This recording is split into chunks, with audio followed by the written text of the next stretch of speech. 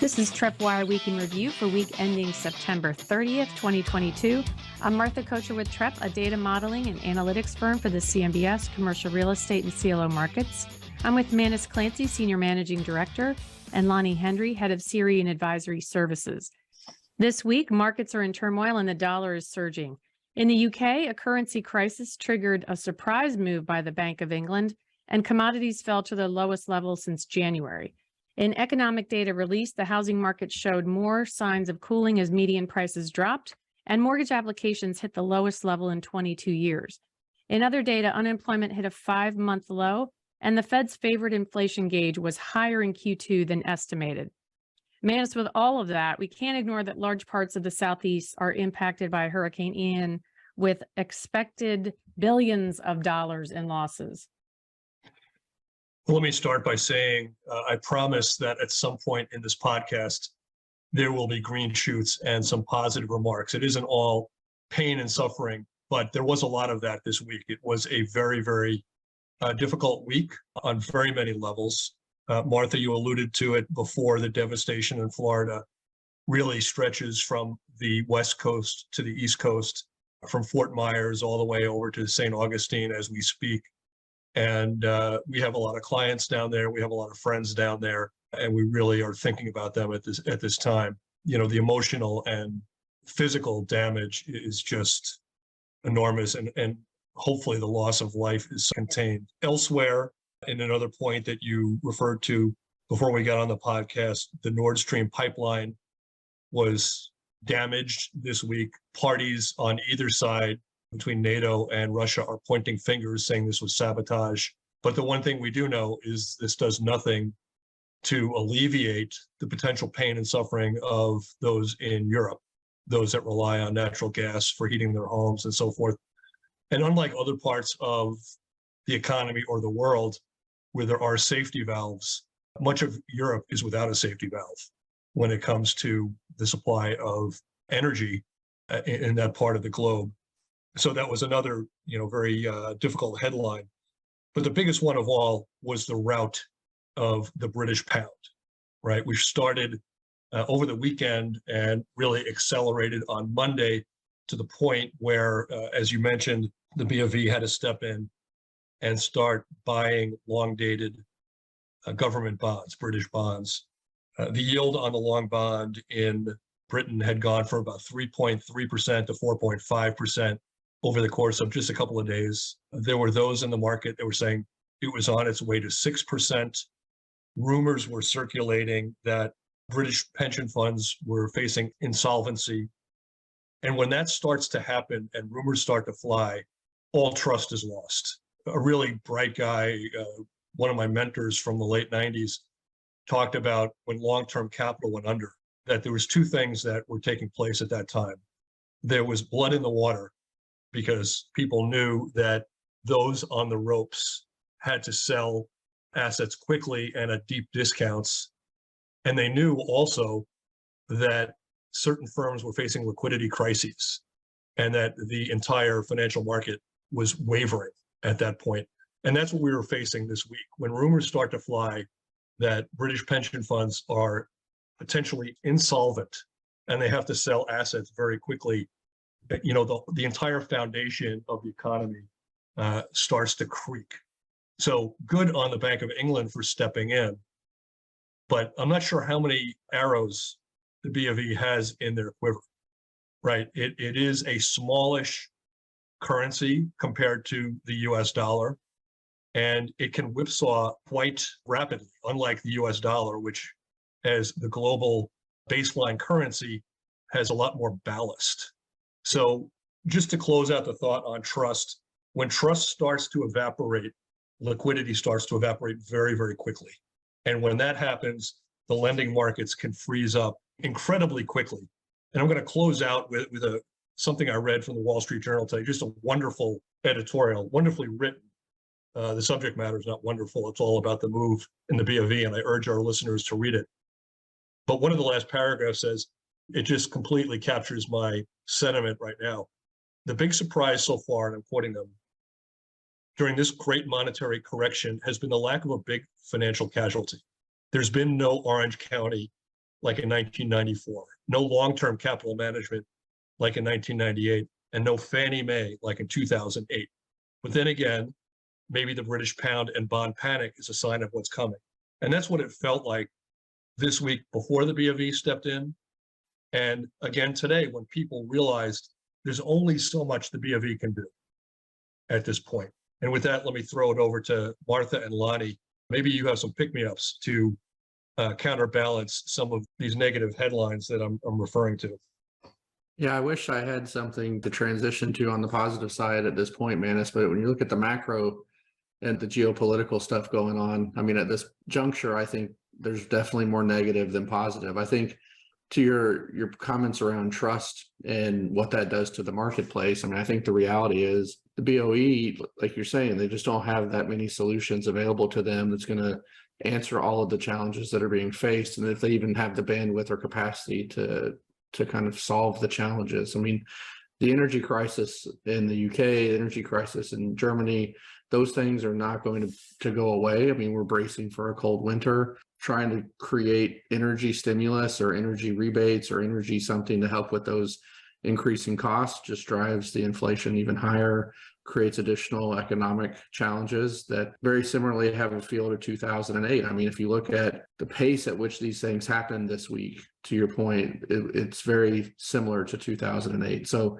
I'm hopeful that we can, from a global perspective, the global economies can learn from what happened in 2008, what happened in previous significant downturns, and they can navigate things, with a little bit of hindsight relative to what's happening today and a little bit of perspective. But I just don't know. I don't know. I mean, I think we've all been talking for the last couple of months around, with all the negative headlines, the markets have still been operating fairly efficiently with every, as the Fed raises the rates here in the US, like our stock markets have not really felt the immediate pain that you might expect with the Russia-Ukraine conflict, like even with supply constraints and fears about not having enough food this winter, like everything's just been kind of trucking along. And it feels like, maybe we're used to being in such like an instant gratification type of lifestyle that we would expect those things to play out in real time.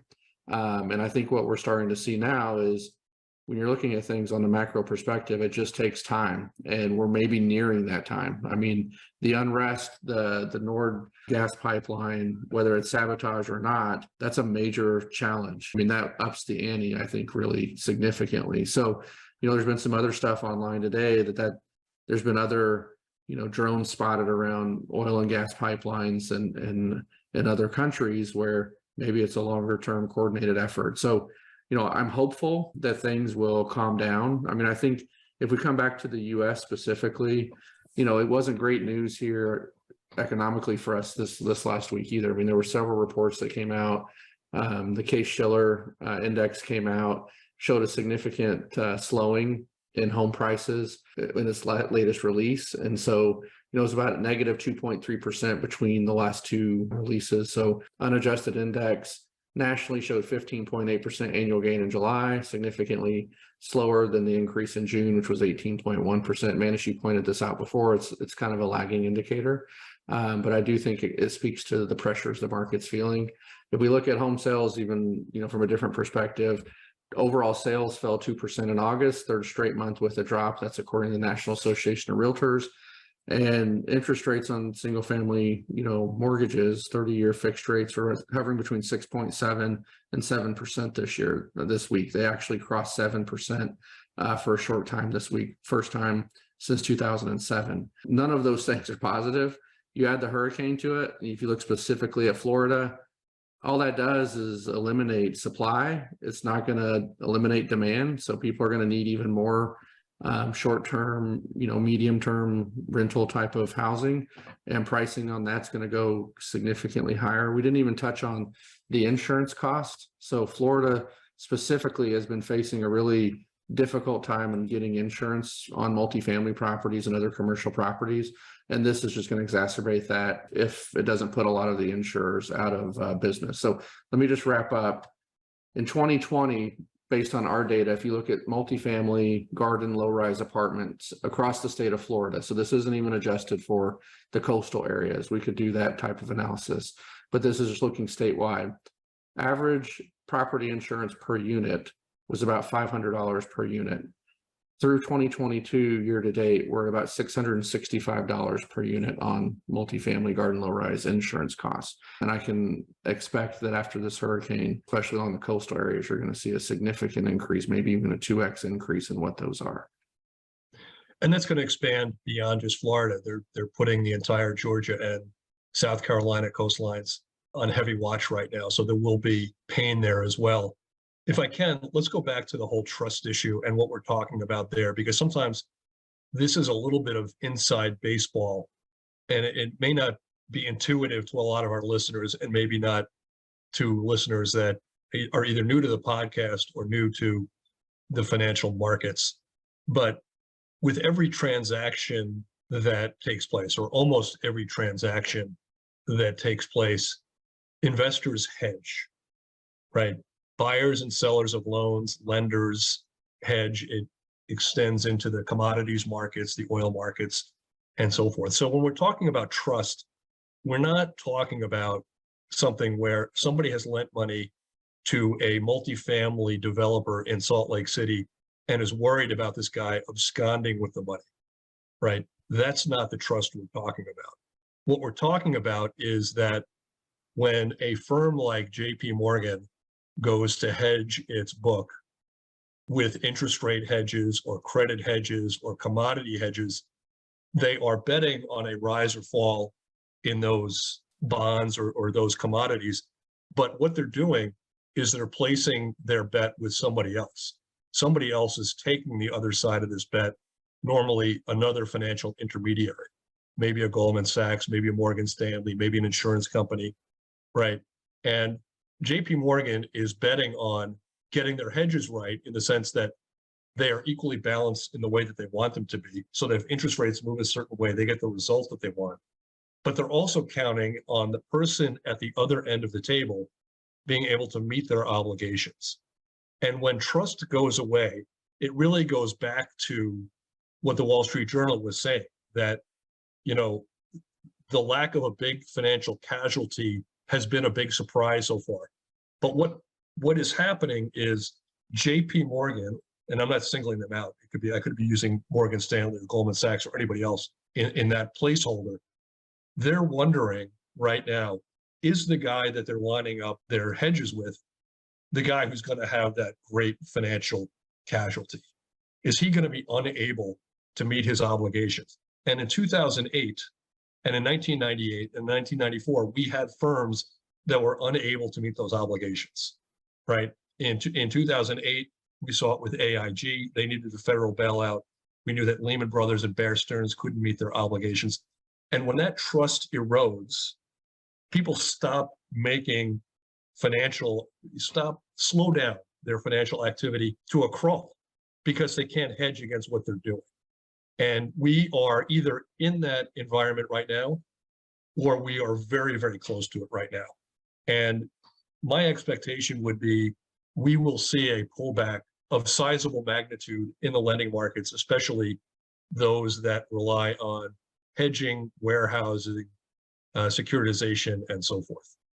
Yeah, I don't think there's any pushback there. I mean, it's not a matter of if, it's just when, and I think we're starting to see it. And I think that's a really great explanation. So I appreciate you walking everyone through that, because it's bigger than just any one institution. This is a systemic type of challenge that's being faced right now. I was going to mention, and we'll let Martha chime in, but a couple of UK mortgage lenders actually pulled some of their deals this week. So Virgin Money, Halifax, and Skipton Building Society pulled some of their mortgage deals based on the the tumultuous week that took place. So the liquidity is definitely going to start slowing up, and hopefully it doesn't dry up. Hopefully things can rebound, stabilize a little bit, and this is just another hiccup, and the markets can stabilize and people can move forward. But I agree with you, Menace.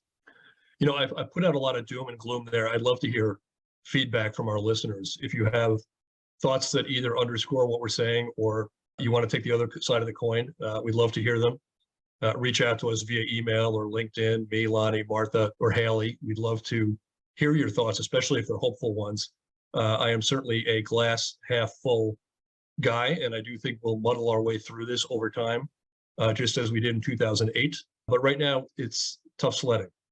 Yeah, we put out a blog today on the hurricane and the situation there. And obviously, at that time, there was a path that had put the hurricane going through Tampa. It ended up actually going over Fort Myers directly. When you see the video of Fort Myers, it is absolutely leveled and flooded. It's a pretty impactful damage. And I think they're still trying to rescue people that are trapped in their homes. So one of the things that we've talked about multiple times here on the podcast is the migration to Florida over the last 2 years, and people leaving New York and other northern cities to move into cities in the coastal areas of Florida. And obviously, with higher populations comes more potential damage. The hurricane here, it's a definitive short-term challenge, but I think it's a pretty broad medium-term challenge too, because you have these aerial images and videos that are coming out. Like Fort Myers is completely leveled. So I mean, the entire city has significant damage. Buildings just completely gone. So obviously those businesses, those apartments, those hotels, everything that's there, economically, they're not going to be able to produce income or provide services for the immediate future. And then longer term, once this initial wave of kind of getting everything restored and power back on and everything else, it begs the question of, are those things going to be viable going forward? And are they going to rebuild all of that? And if they are, what does that do to to your point, to some of those New York or recent transfers into Florida? Do they decide, I'd rather pay the higher income taxes in New York or somewhere else and not deal with hurricanes that come and destroy your life? It's a really interesting and challenging thing to see, in the sense that it seems like we're seeing more and more of this type of devastation, wide scale devastation, whether it's global warming or whether it's just having more access and visibility into it in real time. But it's kind of scary. And I think the market underwriting, lenders, acquisition folks, risk in the form of climate disasters has got to start taking a more sizable component of the underwriting. So, when 9/11 happened, you started seeing terrorism insurance, you started seeing some risk premiums paid for things that maybe were targets. And I think you're going to start seeing a significant shift in the way people view these, because it's not a once 100-year type of thing. These happen at this point, every 5 to 10 years, it seems like a major hurricane comes through either Texas or Florida and wipes out an entire town. So I'm hopeful that the federal government can come in and provide some stability there and people can get back on their feet. This is just coming on the heels of COVID, crazy high interest rate environment. Like, there's just a lot of negativity around it, but hopefully these folks can be resilient. The markets can be resilient, and we can have some positive stories sooner versus later coming out of the rebuilding here. And our research director, Stephen Bushbaum, did a nice analysis. CMBS loans that were exposed to potential hurricane damage, total exposure is $52 billion, and we'll see how that ends up playing out. But if you want some more detail and you didn't get a copy of that write-up, please give us a shout and we'll send it to you. It has a nice summary explanation of which CMBS exposure was across different property types and different loan types. I've been itching for a chance to jump in with a glass half full remark. And so here it is. As I said at the open, our hearts are really with the people of Florida right now. And that's the primary bit of commentary. But the one thing that we've learned over the last 15 years is that these major events have not resulted in huge losses to bondholders, right? I think the concern was during Sandy and before that with Katrina in New Orleans that the buildings might be standing or fixed up or, usable, but there would be migration away from the area, the business case for that property existing, whether it's a hotel or an apartment complex, may not exist, and that there would be losses as a result of business interruption. We never really saw that, and we never saw situations where insurance didn't cover the casualty per se. So economic losses have been de minimis. The other side of the coin in this particular case is By comparison, economically and geographically, New Orleans is much smaller than the state of Florida, right? Once you get beyond New Orleans proper, the amount of property value that you see in the outskirts of New Orleans is not enormous. But if you cut across the state of Florida, as Martha said, 52 billion in commercial real estate loans at risk. At this point, it's a different level of magnitude. And I promise we're going to get to positive news, but one more potentially gloomy nugget is distress is starting to appear in the background. We've got some numbers that Lonnie's going to share around that. Yeah, so I went through this week and started looking for some quantifiable signs of distress in the marketplace. I mean, we've been hinting around at things. The news has not been super positive, but I think every week Manus reminds us, the transaction velocity hasn't come to a stop. We're still seeing deals trade. We're still seeing deals trade at very high prices. What I wanted to do was just go and see, are there any signs, fracture or cracks, starting to appear? And so I limited my criteria in the data set to a fairly specific set of criteria. So we have basically loans maturing in the next 24 months. And I put the high watermark on debt service coverage ratio at 1.25. So these will be properties that pretty much by definition are barely scratching by based off of their debt service, or would potentially already be below a 1.20 or 1.25 where the lender is going to be getting involved. And there's about $52 billion worth of maturing loans that are coming due in the next 24 months where debt service is at 1.25 or less. And it's spread across, 4 of the major food groups pretty significantly. Multifamily has about 18 billion. Office has about 9 billion, lodging's around 8 billion, and retail's around 7 billion. If you look at it by geography, New York has a pretty large exposure at about 11.8 billion. California is next at about 8.5 billion, and Texas has just over 5 billion. So if you dig a little deeper, of the 52 billion, 17 billion of those properties or loan balances are properties with occupancy at 80% or less. And of the 52 billion, 6 billion of that have loan to value ratios that are already above 100%. So we've talked about, refinance pressures that people are going to see based in the new interest rate environment. And if these properties are already above 100% LTV, there's no chance of them refining. So while this hasn't shown up in the stat sheet yet, if you dig a little bit, there's plenty of opportunity out there for folks looking for distressed, properties or properties that will be distressed. And so, I don't know, Manus, I would assume based on what we've seen this week, if that persists over the next couple of weeks, these things may start getting a little bit more hairy. People may start, really freaking out about their loan that's coming due in the next 12 months where they're already upside down and interest rates won't allow them to get back. Yeah, I think that's spot on. I think that refinancing risk, when you combine higher interest rates with evaporating liquidity, I think that's a recipe for borrowers really struggling, to cash out these things. We did get a little bit of interest rate relief after the BOE stepped in. The 10-year Treasury dropped about 25 basis points. The 2-year dropped considerably as well. The 2-year had been as high as about 4.3%. The 10-year had grazed 4%.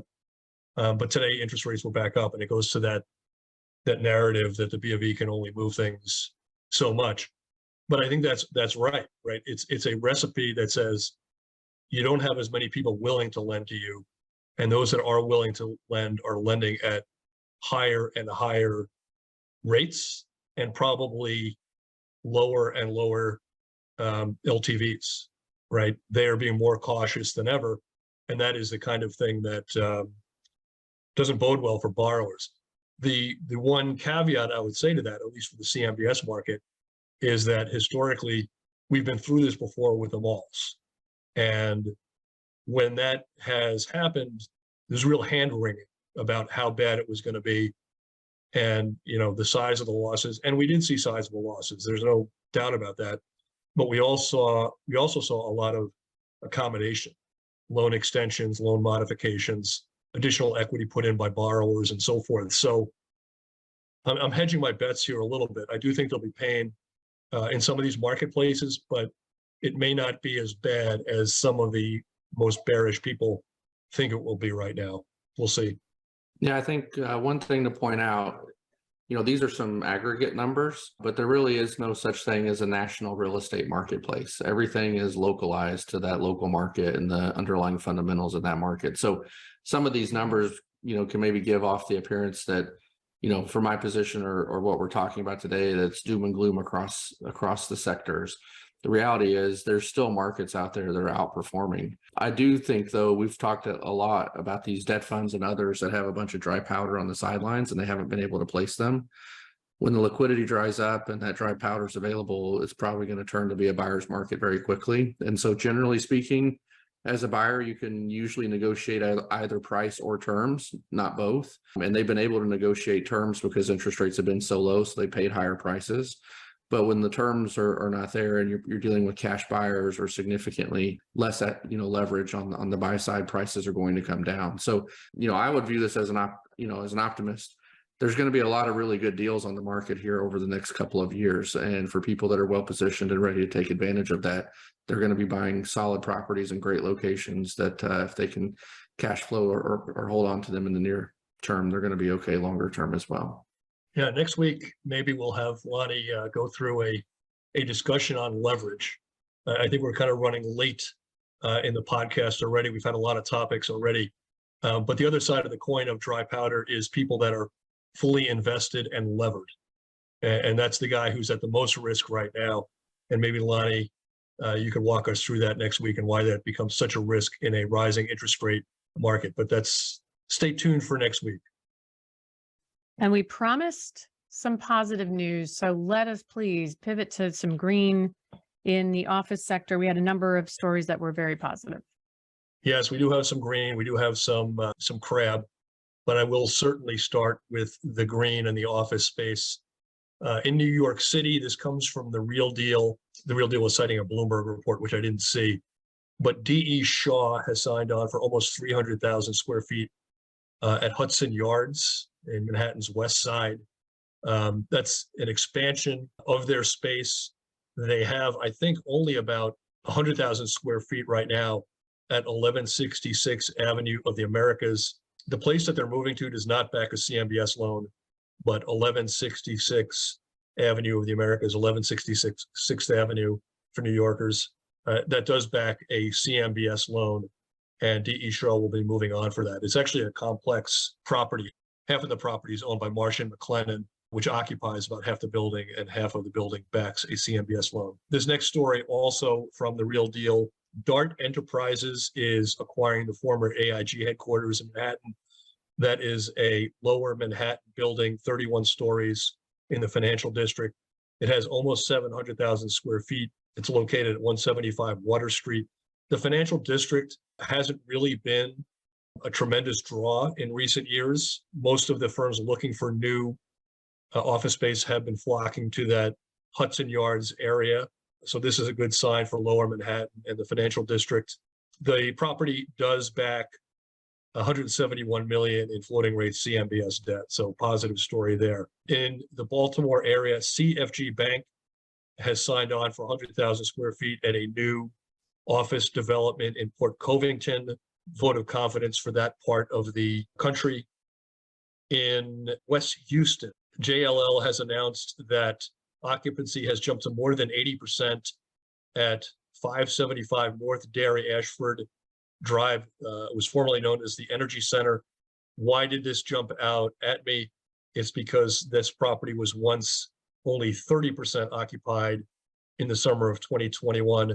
There's a story at Real Estate Journals on this. The big lease there was Baker Hughes taking 130,000 square feet. Just today, it was revealed in a press release that Franklin Templeton has signed on for 15 years at SL Green's 1 Madison. It's the second largest lease of the year for Manhattan. The firm, the money manager, will be taking almost 350,000 square feet on a 15-year lease. SL Green had previously landed IBM and Chelsea Piers Fitness for that particular property. This is a real green shoot for New York City for that office market. FT is currently the second largest tenant at 280 Park, where it has, I think, 195,000 square feet, if I'm not mistaken. 10.2% of the space there The good news at that property is their lease runs until 2031, and I don't think there's a termination option there, so no risk for 280 Park. And lastly, on the green shoot side, again, another story that came out very recently. This was from the Commercial Observer's Mark Hallam. Brevin Howard quadrupling their space at 1345 Avenue of the Americas. They are on a 15-year lease there. The property is owned by Fisher Brothers. They're moving from 21,000 square feet to 83,000 square feet.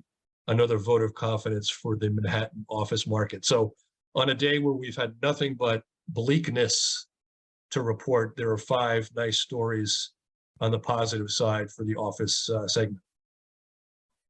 Yeah, I think that's about 5 weeks in a row. Hudson Yards has had a new lease, and so that place is really on fire. It's really great to see that go from concept to coming online, and really, the market reacting in a very positive way. The other thing that's interesting is the CFG Bank, moving into that's about a 235 acre master plan development, $5.5 billion development. So for them to move in there at 100,000 square feet is a good sign for that in the Baltimore area. And then one last comment on the Houston office. I always chuckle. It's kind of it's old hat in the multifamily space where you want to redirect rents or reposition a property. You change it from its old name and you rename it with the address in the name. So going from Energy Corridor to just 575 maybe was the magic pill that got Baker Hughes over there. So as long as they don't start painting murals on the side of office buildings like they do multifamily, I think we'll be okay. I wonder if that works on the residential side. Can I change my address modestly, from like road to RD period, and somehow squeeze out a few more shekels on the valuation? Is that something? Is that a thing? I don't think the Googler would allow that anymore with the address correction and all these systems. I think that works in the residential space. So where there's good news, sometimes there is bad. I know a number of reports. We're talking about General Motors walking back its return to office plans. So they had sent out a memo last week. I guess there was some employee confusion and backlash. And so that has now been pushed to next year instead of this year. So unfortunate.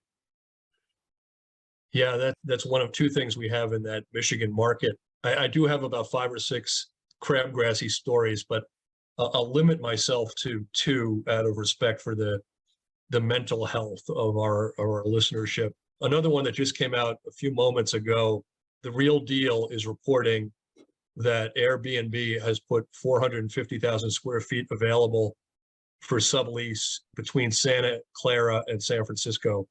They've put 301,000 square feet available on Grand America Parkway Boulevard, whatever it is, in Santa Clara, which is just a huge amount of space for that market, and another 150,000 square feet up for sublease in San Francisco. So Matt Niska of The Real Deal with that story. And then one other we'll talk about. This is a little bit of, it'll get a little bit into inside baseball, but we sent out a trading alert about this earlier today. This was a real impactful story, in my opinion. This comes according to Cranes Detroit. Meredith Health is putting its entire space at One Campus Martius in Detroit out for sublease. The firm has about 270,000 square feet at that 1.35 million square foot office, which is located at 1000 Woodward. Meridian only has 2 years left on the lease, so it ends in late 2024. Why did this catch my attention, and why do we think it's so impactful? The reason for this is the loan on this particular property, which is sizable, $218 million, was only made about 3 months ago. It was cut into 8 separate tranches. Only 2 of those tranches have been securitized so far. So about 1/4, well, it's closer to 1/2 by dollar volume, 1/4 by number of tranches of this loan have been securitized. So it means that 6 of the 8 tranches are probably sitting on a bank's warehouse line somewhere waiting to be securitized. And now we know that Meridian is looking to give back that space. Meridian is ultimately owned by Centene. We had reported both on the podcast and in TreppWire 3 months ago that Centene was really, really aggressively looking to reduce its office space. They told shareholders they would cut their footprint by about 50%.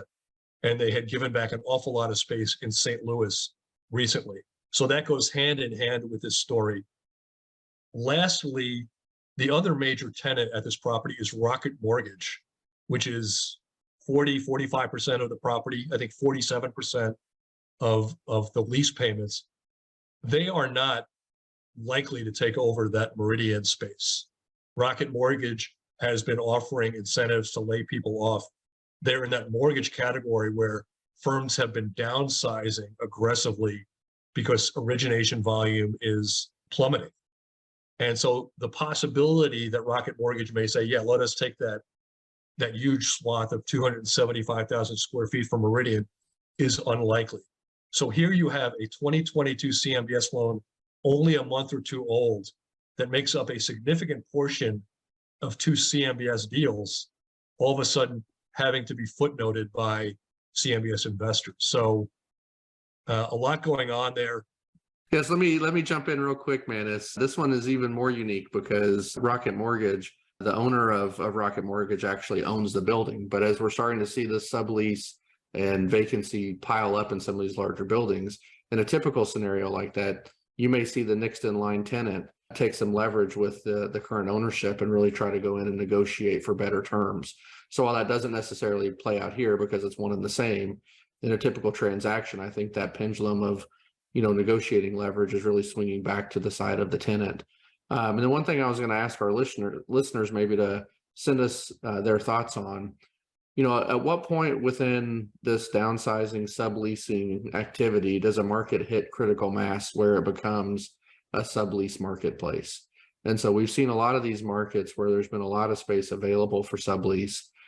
Is it when 25% of that sublease space actually gets taken down at the new, some sort of lesser rental rate? Like, what is that in the market's perspective? If you're a tenant rep, if you're a landlord leasing broker, like, what is your experience in these markets to where those new prevailing rents really soften and you start seeing an impact? I think if we could get some feedback on that, it would be really appreciated on my side. And I was going to jump in for one more quick hitter. I know we're running long on the crab here, but Hines, that was an interesting story this week on Hines giving up a downtown DC office building. Two things that I thought were interesting here. One, they had owned the building for about 25 years. They reached an agreement with the lender to do a deed in lieu of foreclosure. And that was also based on the fact that, its largest tenant decided to walk on the deal and relocate to another place. So based on the distress numbers that I put out a little earlier, this may be a precursor to what we start seeing in the marketplace, which we haven't at this point, where borrowers just hand the keys back or do a deed in lieu and say, even though in this case we've owned the building for some time, we're not going to go through the process of trying to re-tenant it and release it. We're going to give it back. So I thought that was something of interest and something for us to keep our eyes on over the next couple of months. All right, let's pivot to retail. Yes, as we did with the office segment, we'll start with some green shoots there. We put out a trading alert a couple days ago that talks about CBL, the bankrupt REIT, the firm filed for bankruptcy last year, getting two sizable modifications on 2012 mall loans.